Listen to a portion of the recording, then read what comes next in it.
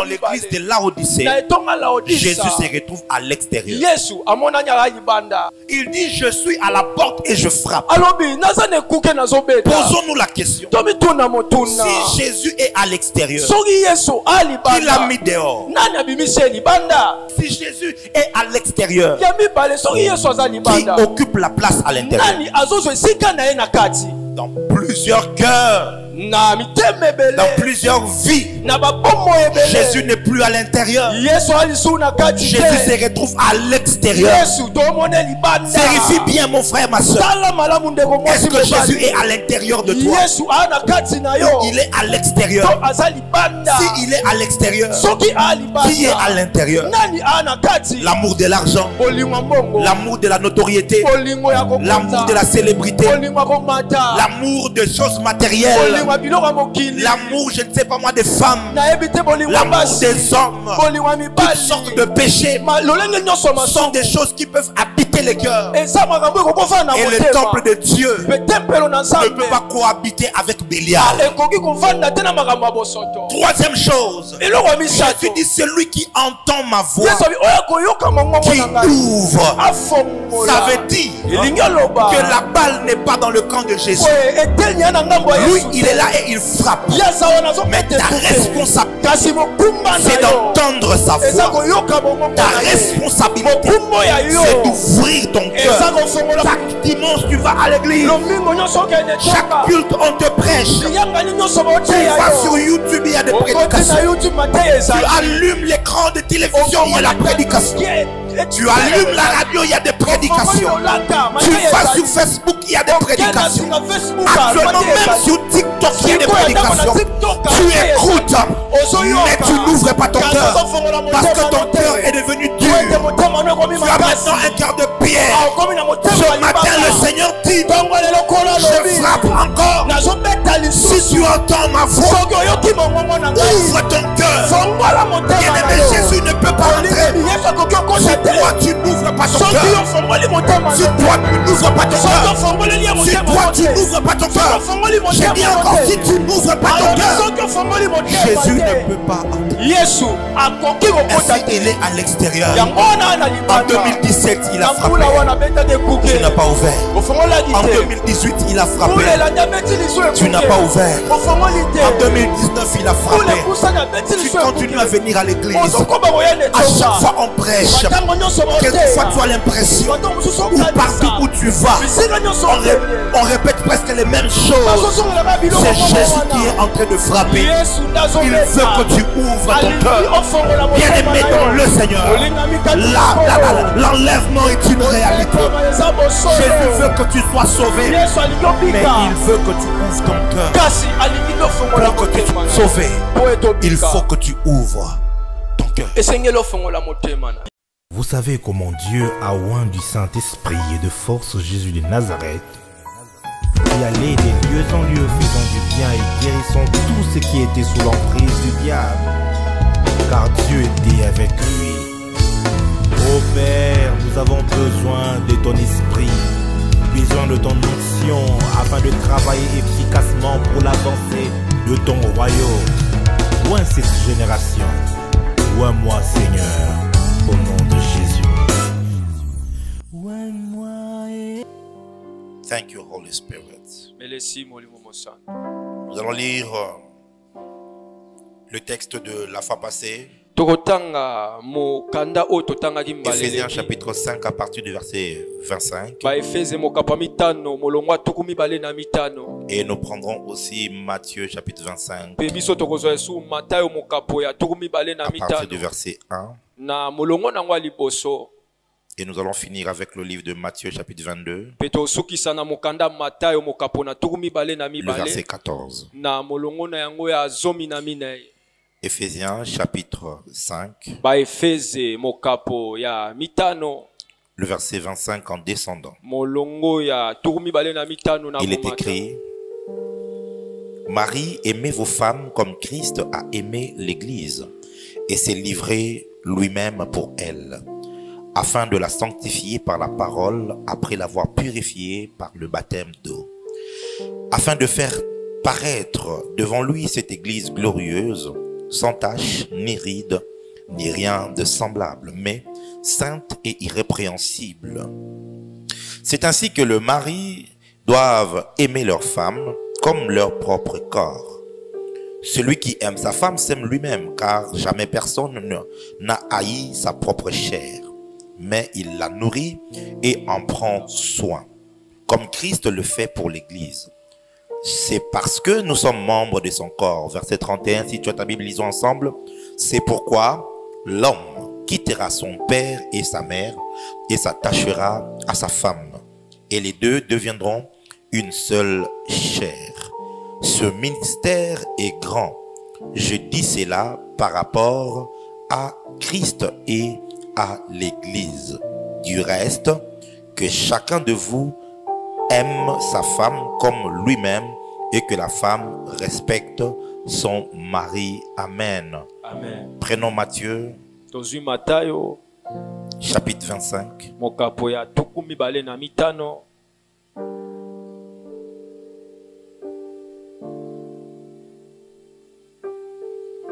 À partir du verset 1. Est-ce que vous y êtes?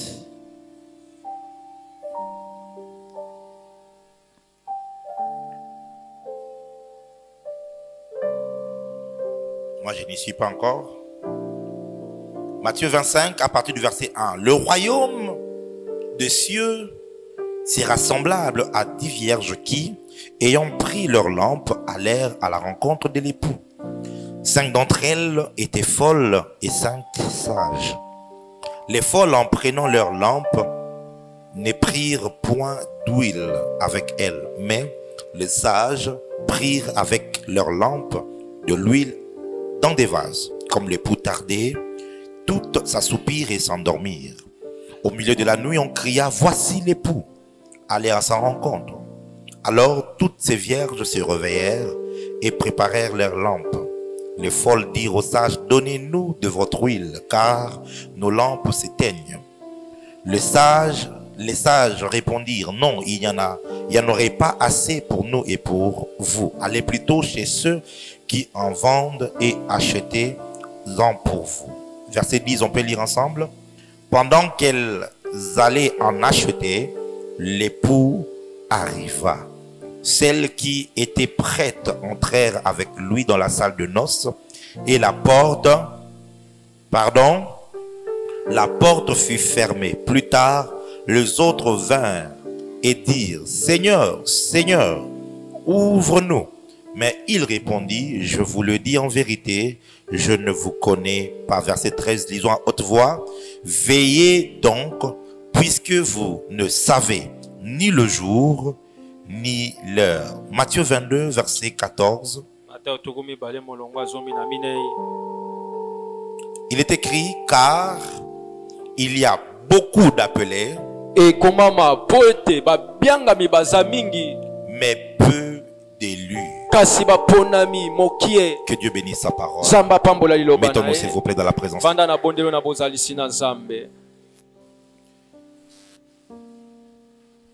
Nous sommes en train de parler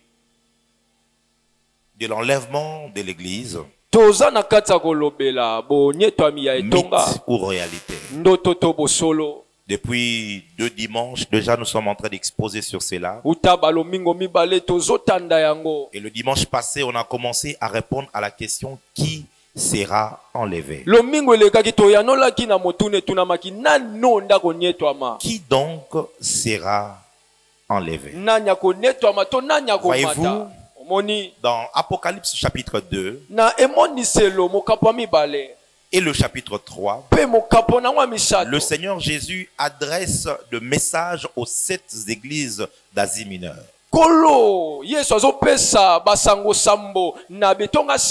À chaque église, il dit ce qu'il y a de bien, il dit ce qu'il a de mal, il exhorte à se relever à chaque fois. Et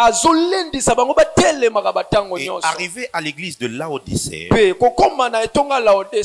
Seigneur Jésus-Christ va tenir un discours assez sévère. Et même plus tard, il justifie ses discours sévères en disant que moi, j'aime celui, je châtie, celui que j'aime. En d'autres termes, Jésus avait attaché un amour particulier à l'église de Laodicée. Et parce qu'il était tellement attaché à l'église de Laodicée, il s'est montré extrêmement dur envers elle. Et parmi les choses qu'il va dire à cette église, il dit, voici, je me tiens à la porte et je frappe. Apocalypse 3, verset 20. Celui qui entend ma voix et qui ouvre, il dit, j'entrerai, je souperai avec lui et lui avec moi. J'aimerais introduire cette prédication ce matin en mettant de l'emphase sur ce verset. 3 ou 4 vérités que j'aimerais que tu notes dans cette réalité de ce verset. La première vérité, c'est que l'église de Laodicée symbolise ou typifie l'église du temps de la fin. L'église de cet âge dans laquelle nous sommes. C'est une église qui était riche. Une église qui n'avait plus besoin de quoi que ce soit. Une église qui avait atteint son apogée. Nous avons des millions de croyants, plus que des milliards même de croyants dans le monde. Plus que jamais, les gens sont devenus riches. L'église a une liberté d'exercer. Mais il se fait que deuxième vérité, dans l'église de Laodicée, Jésus se retrouve à l'extérieur. Il dit, je suis à la porte et je frappe. Posons-nous la question. Si Jésus est à l'extérieur, qui l'a mis dehors? Et deuxièmement, si Jésus est à l'extérieur, qui occupe la place à l'intérieur? Dans plusieurs cœurs, dans plusieurs vies, Jésus n'est plus à l'intérieur. Jésus se retrouve à l'extérieur. Vérifie bien, mon frère, ma soeur. Est-ce que Jésus est à l'intérieur de toi? Ou il est à l'extérieur? Si il est à l'extérieur, qui est à l'intérieur? L'amour de l'argent, l'amour de la notoriété, l'amour de la célébrité, l'amour de choses matérielles, l'amour, je ne sais pas moi, des femmes, l'amour des hommes, toutes sortes de péchés sont des choses qui peuvent habiter les cœurs. Et le temple de Dieu ne peut pas cohabiter avec Bélial. Troisième chose, Jésus dit, celui qui entend ma voix, qui ouvre, ça veut dire que la balle n'est pas dans le camp de Jésus. Lui, il est là et il frappe. Mais ta responsabilité, c'est d'entendre sa voix. Ta responsabilité, c'est d'ouvrir ton cœur. Pourquoi Jésus insiste à l'église de Laodicée que si, parce que c'est le conditionnel, parce que l'église de Laodicée, c'est une église qui est devenue incrédule. C'est une église dont le cœur est endurci. Chaque dimanche tu vas à l'église, chaque culte on te prêche, tu vas sur YouTube, il y a des prédications, tu allumes l'écran de télévision, il y a la prédication, tu allumes la radio, il y a des prédications, tu vas sur Facebook, il y a des prédications, actuellement même sur TikTok il y a des prédications, tu écoutes, mais tu n'ouvres pas ton cœur parce que ton cœur est devenu dur. Tu as maintenant un cœur de pierre. Ce matin le Seigneur dit, je frappe encore. Si tu entends ma voix, ouvre ton cœur. Bien-aimé, Jésus ne peut pas entrer si toi tu n'ouvres pas ton cœur. Si toi tu n'ouvres pas ton cœur. Si toi tu n'ouvres pas ton cœur. J'ai dit encore, si tu n'ouvres pas ton cœur, Jésus ne peut pas entrer. Ainsi, il est à l'extérieur. En 2017, il a frappé. Tu n'as pas ouvert. En 2018, il a frappé.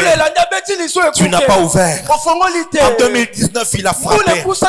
Tu continues à venir à l'église. À chaque fois, on prêche. Quelquefois, tu as l'impression, ou partout où tu vas, on répète presque les mêmes choses. C'est Jésus qui est en train de frapper. Il veut que tu ouvres ton cœur. Bien-aimé dans le Seigneur, l'enlèvement est une réalité. Jésus veut que tu sois sauvé, mais il veut que tu ouvres ton cœur. Pour que tu sois sauvé, il faut que tu ouvres ton cœur. Quatrième vérité, il dit à celui qui va ouvrir, j'entrerai, je souperai avec lui, et lui avec moi. Je souperai avec lui, et lui est avec moi. Bien aimé dans le Seigneur, le souper, c'est la nourriture qu'on te sert le soir lorsqu'il fait noir. À cette heure-là, on ne peut plus manger consistant. Il y a une nourriture appropriée qu'il faut recevoir de Jésus. Mais ce que je suis en train de vouloir faire l'emphase, c'est que l'église de Laodicée, qui est l'église du temps de la fin, va bénéficier d'une dimension de la présence de Jésus dans l'église comme jamais il y en a eu auparavant. Ceux qui auront leur cœur ouvert, j'aimerais le dire en tant que prophète, ils vont commencer à expérimenter une telle dimension de la présence de Jésus. Quand Jésus va arriver, il va apporter une nourriture. Et ce qui est extraordinaire, il dit je souperai avec lui, et lui aussi soupera avec moi. C'est une rencontre d'échange. Jésus va apporter une nourriture, mais toi aussi tu vas apporter une nourriture. La nourriture que Jésus va te donner, c'est la nourriture qui fera grandir ton esprit. Et la nourriture que toi tu vas lui donner, c'est l'adoration que tu vas lui offrir. La vraie adoration qui vient du cœur. Nous sommes dans une saison, et le Seigneur me l'a dit cette nuit. Plusieurs parmi nous vont entrer dans une phase de leur vie où tu vas commencer à expérimenter Jésus. Jésus viendra dans ton sommeil et il te parlera. Jésus viendra pendant que tu es en cours de route dans un taxi et il te parlera. Jésus entrera dans le bureau de ton travail et il te parlera. Le temps du soir, c'est le temps où l'époux rencontre l'épouse dans les lieux de l'intimité. C'est une opportunité qui nous est ouverte d'avoir la grâce de rencontrer le Seigneur Jésus-Christ. Je ne parle pas de l'enlèvement, je parle des apparitions, je parle des visitations, je parle des visions, je parle des extases. JLC, prépare-toi. Nous entrons dans une phase très critique de notre église, parce que plusieurs commenceront à faire de grandes rencontres avec le Seigneur. Ne doutez pas, lorsque un petit enfant de 7 ans viendra te dire maman, maman, Jésus est venu me voir pendant la nuit et il m'a dit qu'il est en train de revenir. Lorsque j'ai eu la vision et que j'ai fait la vidéo, j'étais étonné. À ce jour, en moins de 2 semaines, j'ai reçu plus ou moins 20 personnes, plus de 20 personnes d'ailleurs, qui ont vu les mêmes choses, qui ont rencontré le Seigneur.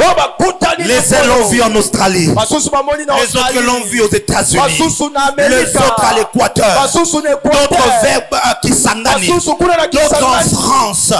Mais peu importe, le ciel est tellement mobilisé pour que les esprits éveillés, ceux dont le cœur sont ouverts, qu'ils fassent la rencontre avec le Seigneur. Je suis en train de prier pour toi, que tu sois parmi les candidats qui feront des rencontres avec le Seigneur. Tu n'as pas dit un amen bien. Je suis en train de prier pour toi, que Dieu ne te laisse pas de côté.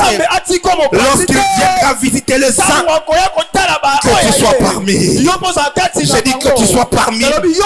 C'est que j'aime dans l'église primitive.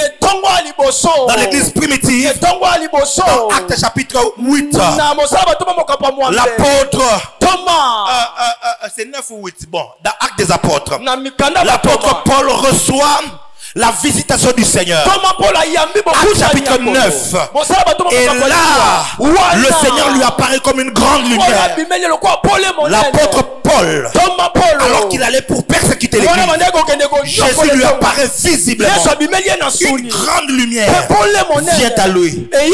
Mais la même nuit, le même Jésus est allé voir aussi Ananias, un saint qui était chez lui, en train de dormir, et il a vu aussi Jésus. Je suis en train de dire à quelqu'un, les uns le verront de manière visible, les autres le verront en vision, d'autres seront pris en extase, quelqu'un d'autre dans les sommeils. Peu importe la manière, c'est qu'il est une saison qui est arrivée où Jésus-Christ va te visiter, il va te parler, il va te communiquer la nourriture du temps du soir.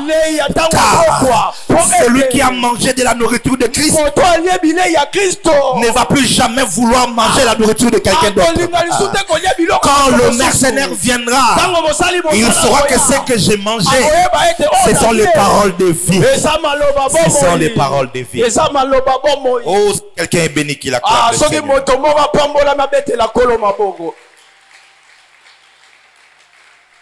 Aujourd'hui, je suis en train de m'atteler sur le texte d'Éphésiens.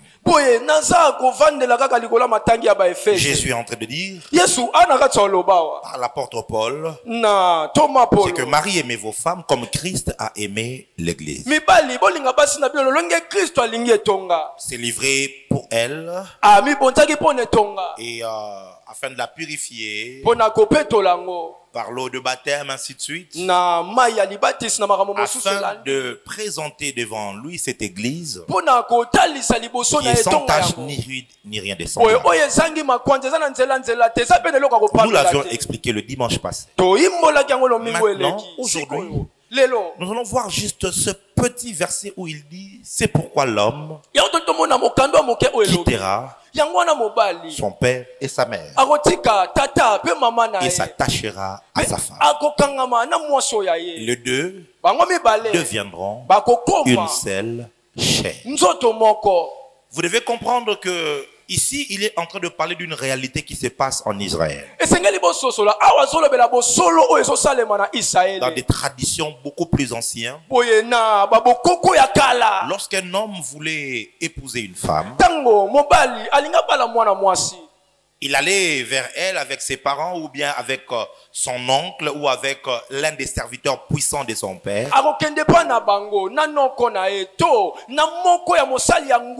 Et il payait une forte dot.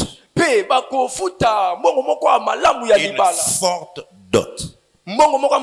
Parce que la dot révélait premièrement la richesse de la famille du mari, mais aussi la valeur que l'homme accordait à sa femme. Et lorsque vous lisez l'histoire de Eliezer de Damas qui est allé prendre Rebecca pour femme pour le compte d'Isaac,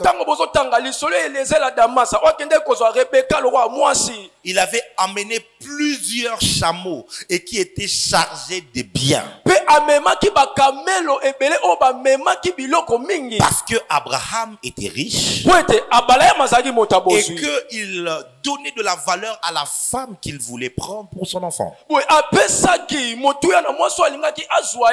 Et notre Seigneur Jésus aussi a payé une forte dot. Quand il est venu pour prendre la femme. Je vais revenir là-dessus. Alors lorsqu'il payait la dot, c'était pour le parent. Mais il emmenait aussi des cadeaux.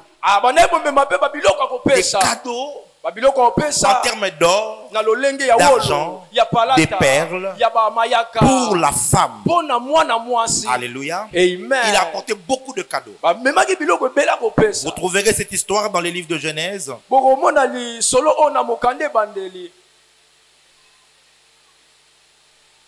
Genèse chapitre 22.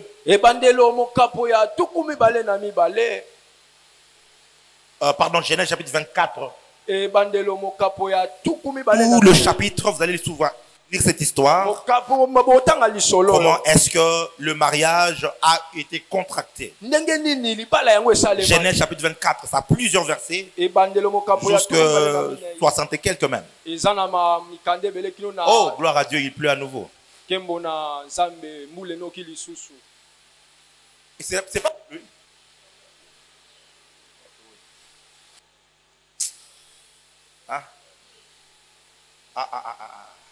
Bon, bref.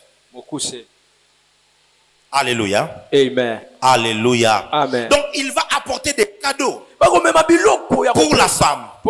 Mais l'homme ne va pas prendre la femme directement. Lorsqu'il paye la dot, chez les Juifs, ils appelaient ça le fiançailles. Donc il paye la dot, il donne des cadeaux et tout ça. Et normalement l'homme doit rentrer chez lui. Il doit maintenant aller préparer la place, la maison où il devait maintenant accueillir sa femme. Et une fois qu'il avait préparé la maison, une fois qu'il avait préparé le lieu, voilà ce qu'il allait faire. Il allait maintenant revenir avec faste, avec gloire, avec toute sa famille, avec des cantiques, avec des flûtes, des trompettes. Une très grande fête sera célébrée. C'est là qu'il va prendre maintenant l'épouse et aller avec lui pour vivre avec lui. Quelqu'un est avec moi? Ça, c'est la culture juive. Et je le dis en sautant beaucoup de détails, donc je ne donne pas tous les détails. C'est exactement ce que Christ est venu faire. L'apôtre Paul dit: l'homme quittera son père et sa mère. L'homme quittera son père et sa mère, s'attachera à sa femme. Le premier travail, c'est de quitter. Le deuxième travail, c'est de s'attacher. Le troisième travail, c'est de devenir une seule chair. Donc, retenez ces trois réalités. Tu dois quitter ton père et ta mère. Deuxièmement, tu dois t'attacher. Troisièmement, vous devez devenir une seule chair. Dis avec moi: quitter, s'attacher, devenir. Dis encore: quitter, s'attacher, devenir. Jésus aussi, l'apôtre Paul dit: je dis ce mystère, non pas par rapport à l'homme et la femme, non pas par rapport au Mbunza et au Yaka, non pas par rapport au Baluba et au Tetela, mais je le dis par rapport à Christ et à l'église. Comme pour dire, ce que je viens d'énoncer ici ne concerne pas que les hommes, mais ça concerne le parcours de Christ avec l'église. Jésus a quitté son père, a quitté sa mère. Come on, my father. Dis avec moi, Jésus a un père. Jésus a une mère. Qui est la mère de Jésus? Hein? Quelqu'un dit Marie. Je ne parle pas de cela. Je vais te révéler. Le père de Jésus, nous connaissons. Nous ne sommes pas en train de parler de la dimension physique. Nous ne sommes pas en train de parler. Galates. Chapitre 4.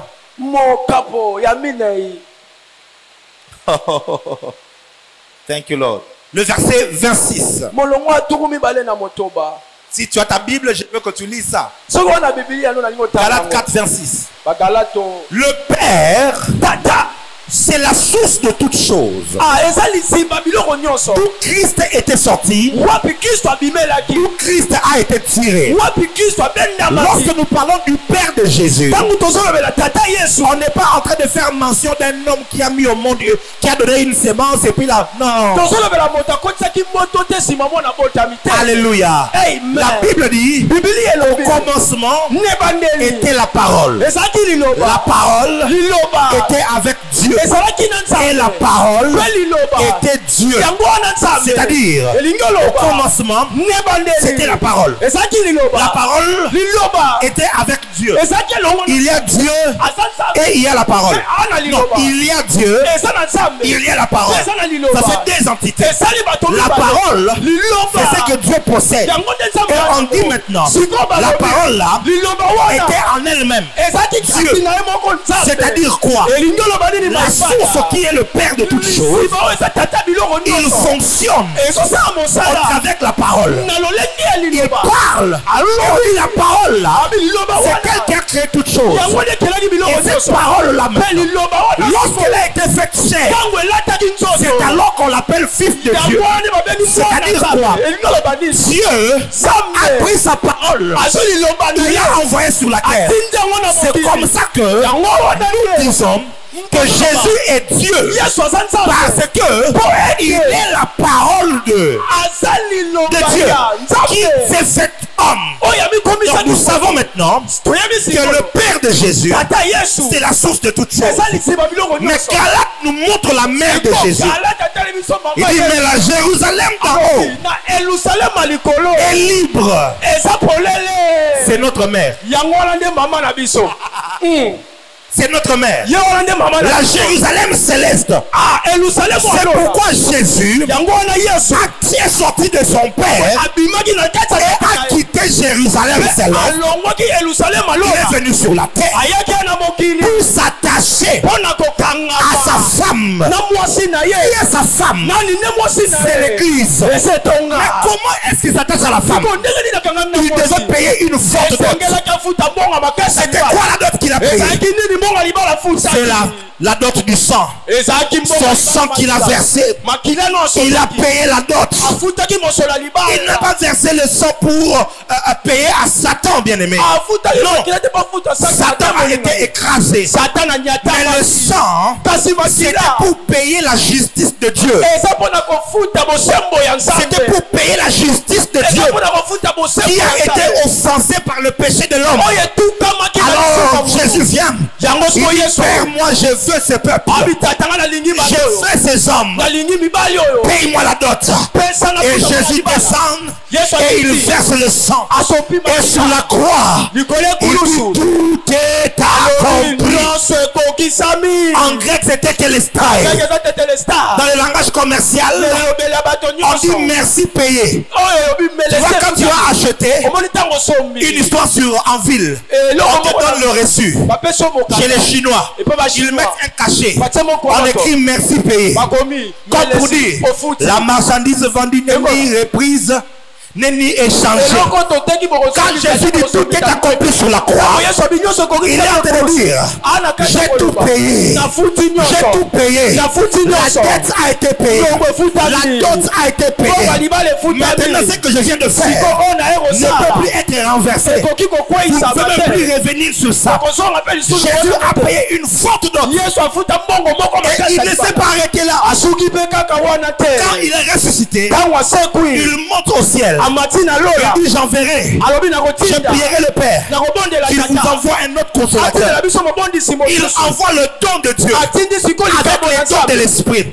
Le Saint-Esprit étant le sceau, il garantit que réellement tu as été racheté. Il garantit que réellement que toi là, tu ne t'appartiens pas à toi-même. Tu appartiens à quelqu'un d'autre. Le Saint-Esprit n'est pas venu seul.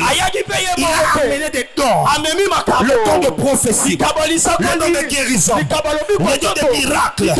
Bien-aimé dans le Seigneur, lorsque tu vois la manifestation des dons, ce n'est pas pour faire l'apologie d'un homme, mais c'est pour rappeler à l'église que tu as un mari qui a déjà payé la dot pour toi. Qui a payé la dot pour toi.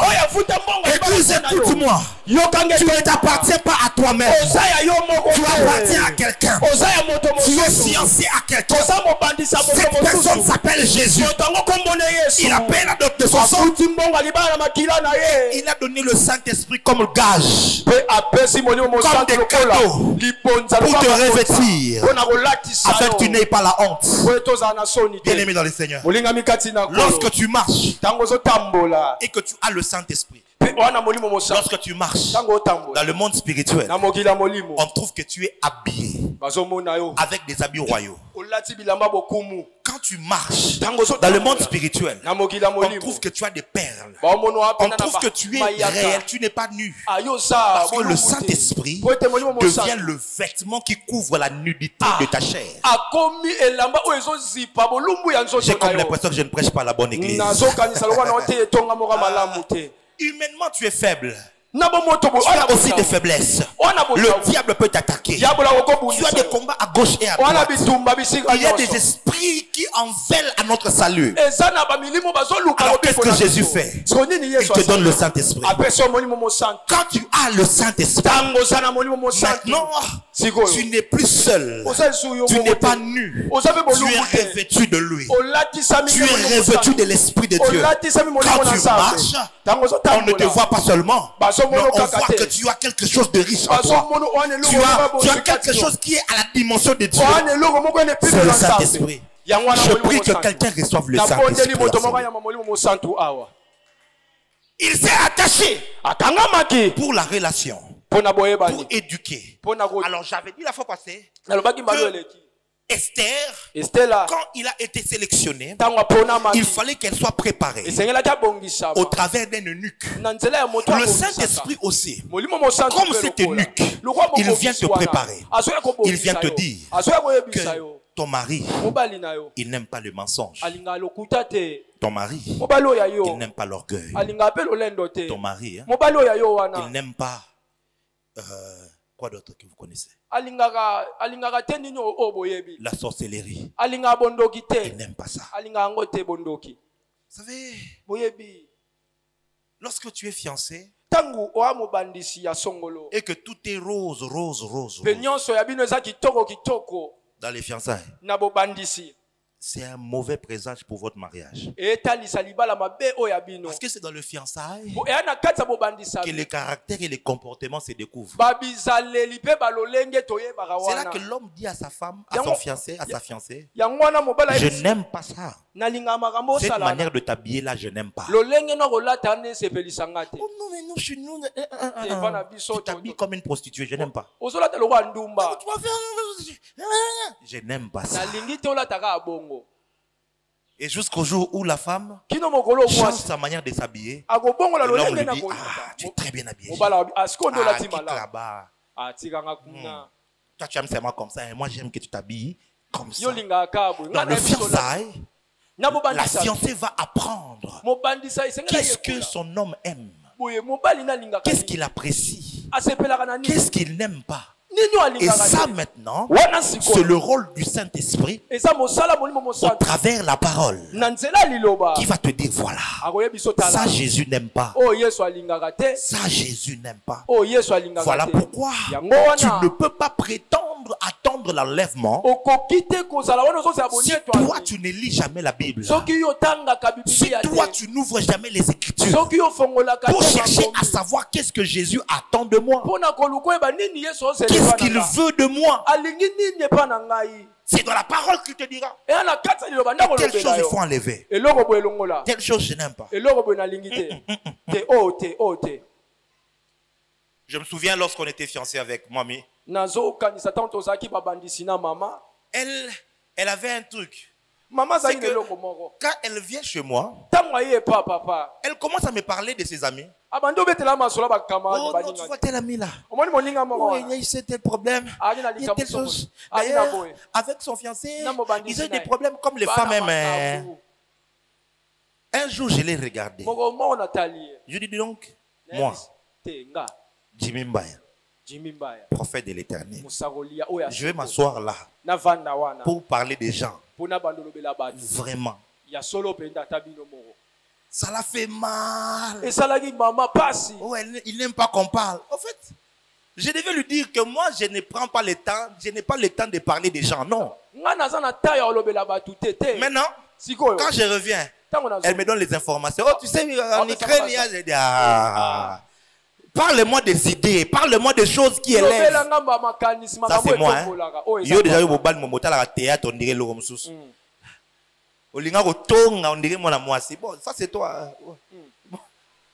Moi, je n'aime pas ça. Mais il faut que l'homme dise à sa femme, à sa future femme, ça je n'aime, ça j'aime.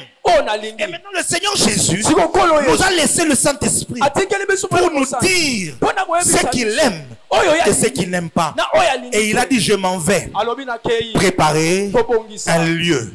Et lorsque je finirai, je viendrai vous prendre afin que où je suis, vous puissiez être aussi.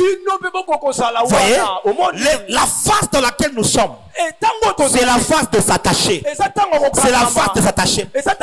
La conséquence de s'attacher fera que tu puisses devenir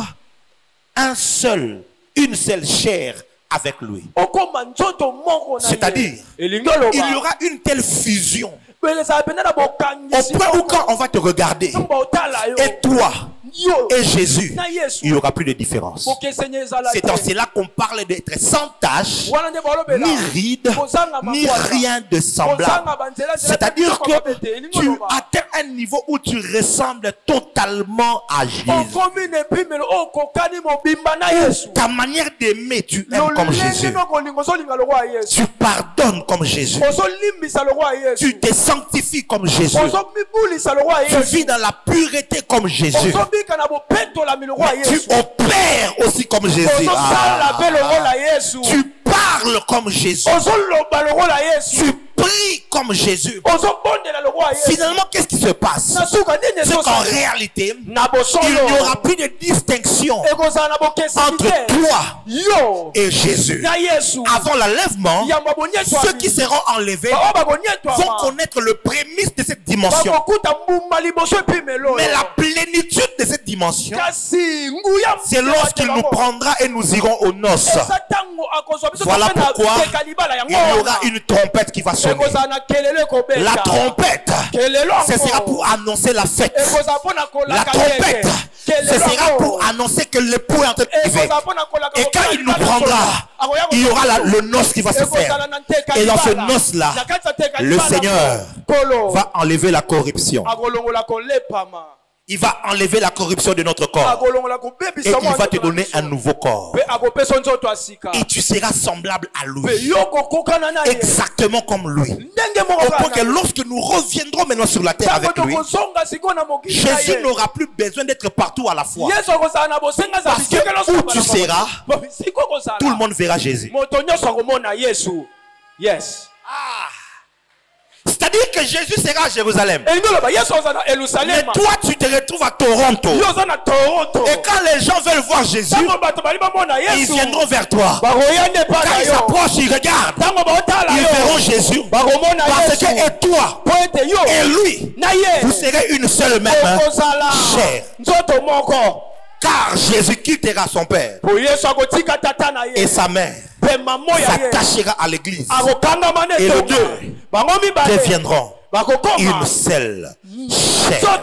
Le but de Dieu, c'est amener l'église à une unité parfaite avec Christ.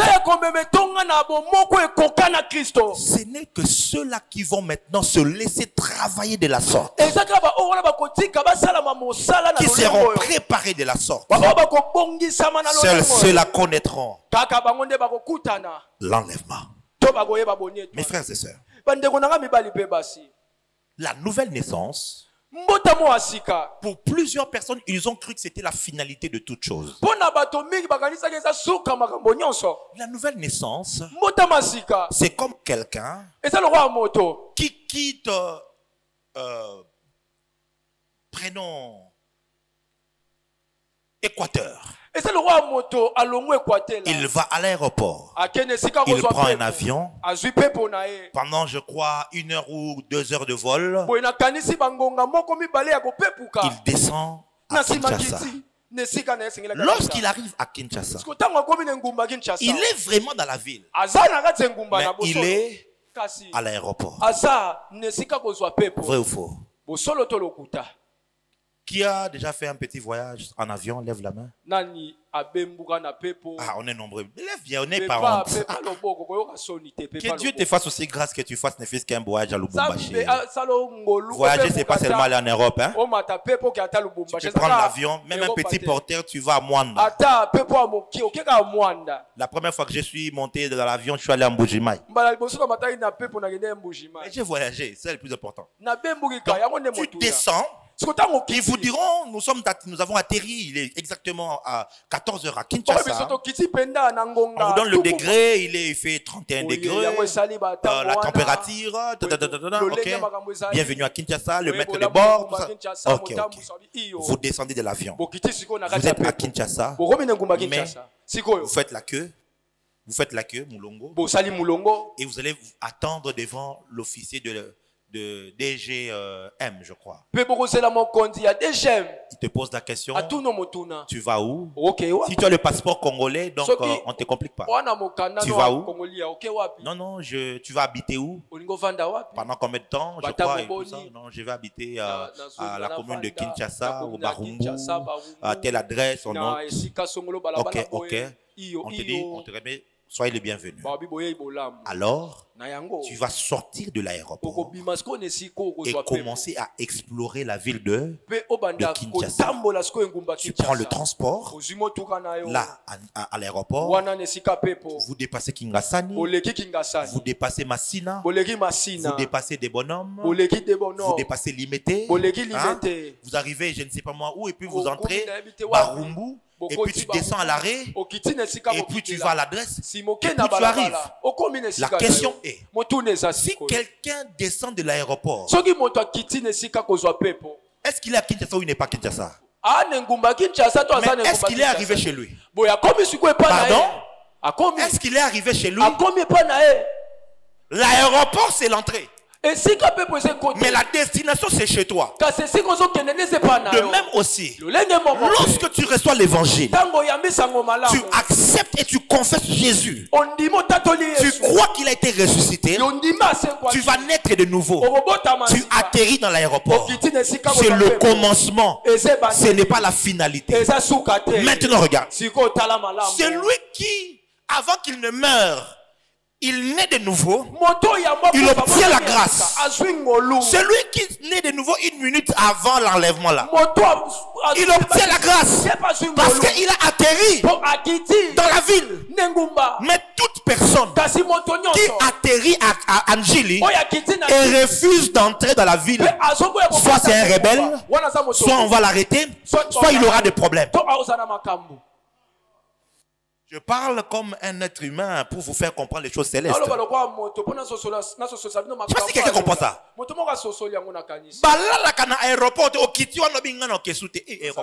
vais dormir ici. Non, on veut t'amener. Je vais dormir au tarmac. Non. Au tarmac. Tu iras en prison. Je reviendrai sur ça peut-être un de ces quatre. C'est comme ça que vous allez entendre parler de Jésus qui dit il y aura des boucs, il y aura des brebis. Et puis les boucs, on leur dira il faut sortir, on va les jeter dans les ténèbres. Comment on va les jeter? Oh non, dans Matthieu 14, 22, pardon, verset 14, quand vous commencez plus haut maintenant, vous allez trouver l'histoire où il dit un homme avait préparé une fête et puis ses amis ont refusé. Et puis maintenant, quand la fête a commencé, il a trouvé un de ses amis qui n'avait pas l'habit de fête. Il lui a dit comment tu es entré ici avec l'habit qui n'est pas correspondant? Il dit jetez-les dehors. Plusieurs fois Jésus parle des gens qu'on va jeter dehors. Pourquoi? Parce qu'ils ont peut-être expérimenté le commencement, mais ils ont refusé d'aller jusqu'au bout. La nouvelle naissance, c'est la porte. Parce que Jésus est la porte des brebis. Jésus est la porte de l'arche. Lorsque tu dois entrer dans le tabernacle, il faut entrer par la porte. Et la porte par laquelle nous entrons pour arriver dans le royaume des cieux s'appelle Jésus. Il faut que tu le rencontres. Il faut que tu entendes sa bonne nouvelle. Il faut que tu crois en lui. Mais c'est la porte. Tu ne dois pas dormir à la porte. Il faut maintenant commencer la marche. Tu sors de Njili. Tu prends les transports. Tu rencontres les embouteillages. Et puis il fait chaud, tu transpires. Et puis il y a des courbatures. Et puis on s'arrête un peu. On achète un peu de manioc, un peu de provisions. C'est comme ça que tu vas explorer la ville. Je suis venu te dire, ne reste pas éternellement un bébé spirituel. Ne reste pas juste là. Oh non. Donc je suis juste un chrétien, un croyant normal. Je viens juste à l'église. Non. Tu as reçu Jésus, c'est bien. Tu vas recevoir Jésus aujourd'hui, c'est bien. Mais ne t'arrête pas là. Ne t'arrête pas là. La nouvelle naissance est le commencement, mais pas la finalité. Voilà pourquoi à la JLC, lorsque tu arrives à croire, tu réponds à l'appel de Dieu. Qu'est-ce qu'on fait? On te dit, commence l'école de fondement. Fondement 1. Fondement 2, fondement 3. Nous sommes en train de bâtir, de te révéler qu'est-ce que la parole est, qu'est-ce que la parole dit. Mais tu vas voir beaucoup de gens, ils viennent à la JLC, mais ils refusent le fondement. Ils viennent à la JLC, ils refusent de grandir. Ils viennent à la JLC. Prophète Sakola Gaga, prophétise, c'est pas pour moi. Prophétise, non. Tu auras les prophéties, tu auras les guérisons, tu auras les miracles, mais tu risqueras de rater le ciel. Et la Bible dit, à quoi sert-il à un homme de gagner le monde s'il a revenu à perdre son âme? Maman, que tu connaisses le français ou pas, c'est pas ça le problème. La parole de Dieu, tu peux l'apprendre en lingala, tu peux l'apprendre en swahili, tu peux l'apprendre en chiluba, tu peux l'apprendre en kikongo, tu peux l'apprendre en espagnol, peu importe ta langue. Même si tu ne sais pas lire, tu peux entendre, tu peux comprendre. Suis les enseignements. Laisse-toi préparer. Laisse-toi former. Que quelqu'un dise amen bien que je l'écoute. Parmi les personnes qui seront enlevées, la fois passée, je vous ai dit que la chair et le sang n'hériteront pas le royaume. Je vous ai dit aussi que seuls ceux dont la parole a transformé les cœurs verront leur corps changé par la puissance de Dieu. Maintenant, écoutez ceci. La première illustration que je vous ai donnée, c'est l'illustration de l'aéroport. Mais la deuxième que je vous donne, c'est l'exemple de l'armée. Le chef de l'État, M. Félix Antoine Tshisekedi Tshilombo, a fait récemment un appel en disant que nous voulons que la jeunesse, vous puissiez aller à l'armée. Ainsi, je t'encourage. Toi qui es là, tu aimes le Congo, enrôle-toi dans l'armée. Ouais. Enrôle-toi dans l'armée. C'est là aussi qu'on reconnaît ceux qui aiment le pays. Écoute-toi. On ne va pas à l'armée pour chercher le salaire, un bon salaire. On y va pour servir la nation et servir le pays. Dis amen. Dis amen bien. Amen. Y a-t-il un patriote ici? Tout le monde vient. Oh, daddy, je vais voyager. Non, je veux savoir au bureau. Papa, je voudrais aller à l'armée. Je t'impose la main. Je te donne l'onction de Samson. Donc, tu vas faire les choses de Sangoku. Quand tu fais la. Fire! Yeah. Alléluia. Amen. Mais lorsque le chef de l'État a fait cet appel, plusieurs vont répondre à l'appel. Mais ce n'est pas parce que tu réponds à l'appel que tu deviens soldat, que tu deviens militaire, que tu deviens policier. Non. Lorsque tu réponds à l'appel, on va vous prendre et on va vous emmener à Tona, à Kibomango. Kibomango spirituel. Avec pasteur Mike. Lundi, mardi, mercredi. Ça chauffe ici. Alléluia. Amen. On va t'amener là-bas. Et là maintenant, tu ne vas plus dormir à l'heure où tu veux. Tu ne vas plus manger ce que tu veux. Ah mais non. Moi chaque matin je mange de jambon. Il faut le saucisson de Paris. Un peu de gouda jeune et de gouda vieux. Et de lardons fumés.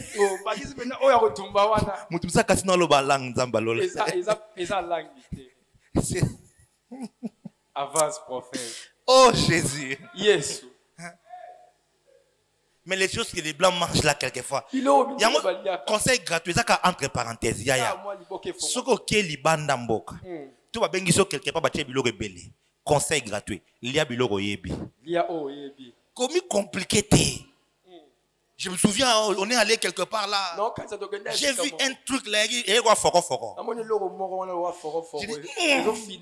Chacun papa, on va aller chacun. Je vais te manger. C'était rose. En plus c'est rose. Je vais te manger. J'ai pris, j'ai amené, j'ai enlevé, j'ai mis. Maintenant il y a des ministres. Baby c'est le batala. C'était bololo. Depuis ce jour-là, man seulement, so moni pondo ya zwa oyebi pondo, zwa pondo, ozwe fofu, na Thompson, oki olia.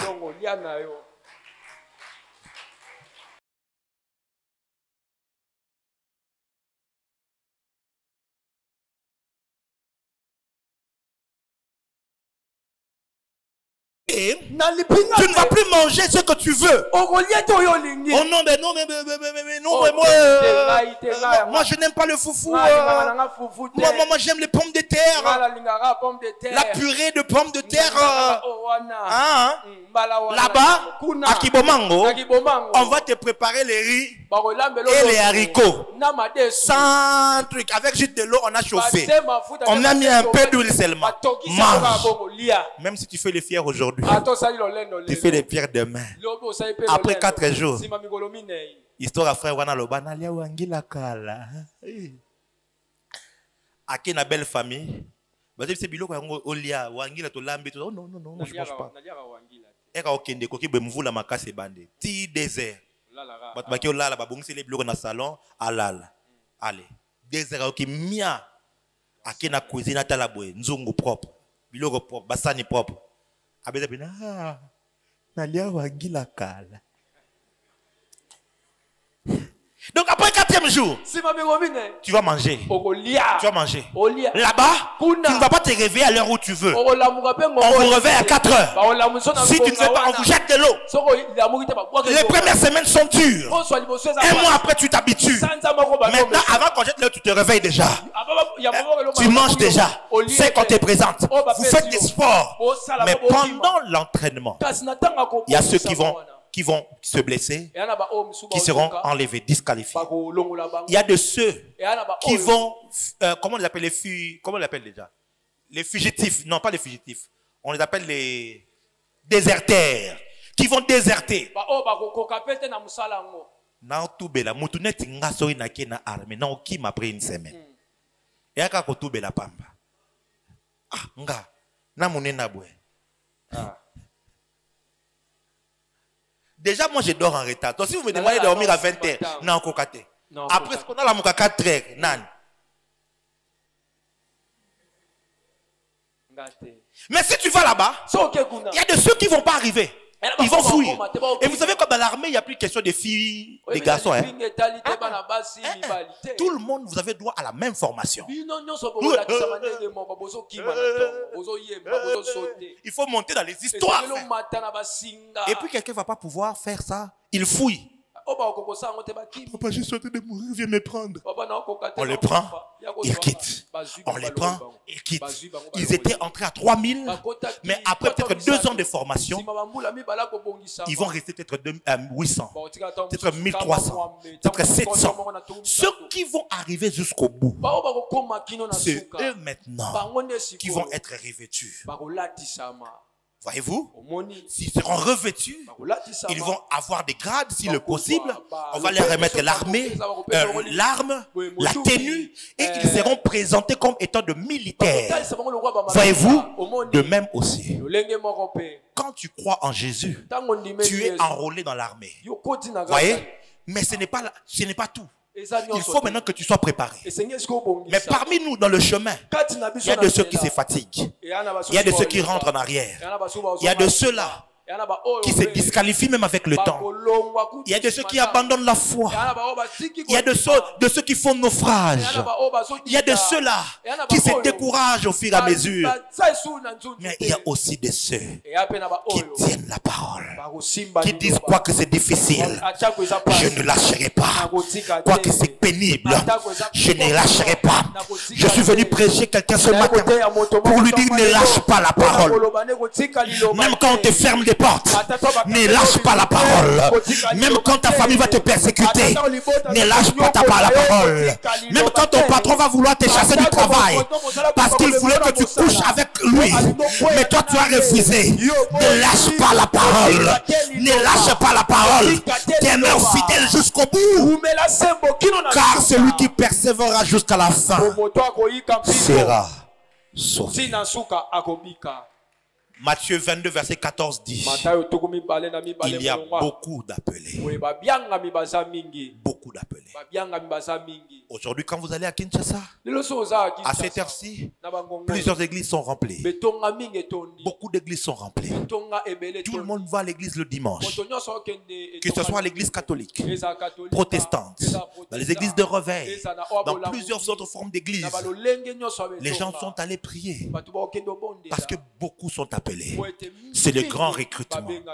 Mais sur le long du chemin, combien sont en train d'accepter l'école du Saint-Esprit? Combien acceptent la transformation de Dieu? Combien acceptent que le Saint-Esprit enlève les rides, les taches qu'il y a en eux, pour qu'à la fin, que Jésus vienne les prendre pour être avec lui. Si tu deviens réellement un vrai disciple de Jésus, le monde va te haïr. Le monde va te rejeter. Le monde va te combattre. Mais sache-le, ta récompense sera grande. Parce que quand Jésus viendra, toi tu n'attendras pas son deuxième retour. Mais toi, à la première venue, dans les airs, tu écouteras le son de la trompette et tu seras enlevé. Le Seigneur m'a dit aujourd'hui, alors qu'il était, je crois, minuit 5, j'ai entendu sa voix alors que j'étais dans sa présence, et il m'a dit, ceux qui écouteront ta parole et qui laisseront vraiment cette parole habiter leur cœur, il m'a dit, moi je vais les appeler mes élus.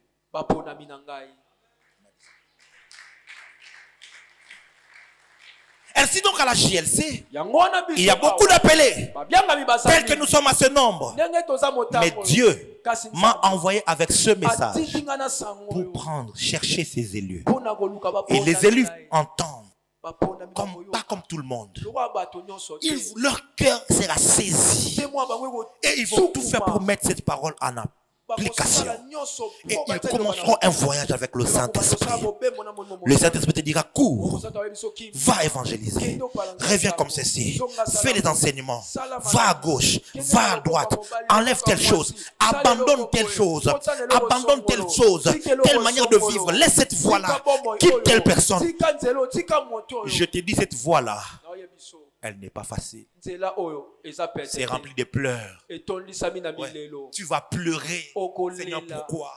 Pourquoi ça? Pourquoi je manque ça? Quand j'étais dans le monde, j'avais tout. Moi, il suffisait de faire ça. Les hommes allaient courir comme ça pour m'amener l'argent. Mais pourquoi maintenant je manque même le peu pour prendre soin de moi? Pourquoi? Qu'est-ce qui se passe? Parce que le monde va te serrer. Mais je suis venu pour te dire, ne lâche pas, ne lâche pas, n'abandonne pas. J'ai dit à quelqu'un, ne lâche pas. Même quand ça sera difficile, ne lâche pas. Même quand il y aura la persécution, ne lâche pas. Même quand à l'école on va te persécuter, ne lâche pas. Même à l'université on va te couper des points, ne lâche pas. Ne cède pas. Garde la foi, car ta récompense sera grande. Car lorsque la gloire va se manifester, tu seras exactement tel qu'il est. Et tu vas paraître avec lui, nous régnerons avec lui sur cette terre, remplie de gloire, car nous serons une seule chair avec lui. Que Dieu bénisse sa parole. Lève-toi s'il te plaît. Nous allons prier. Tu vas dire à Dieu, Seigneur, ce matin, je t'ouvre mon cœur. Je t'ouvre mon cœur. Je t'ouvre mon cœur. Que ta parole y habite. Que ta parole me transforme. Que ta parole me conduise à te ressembler. Que ta parole m'emmène à t'expérimenter.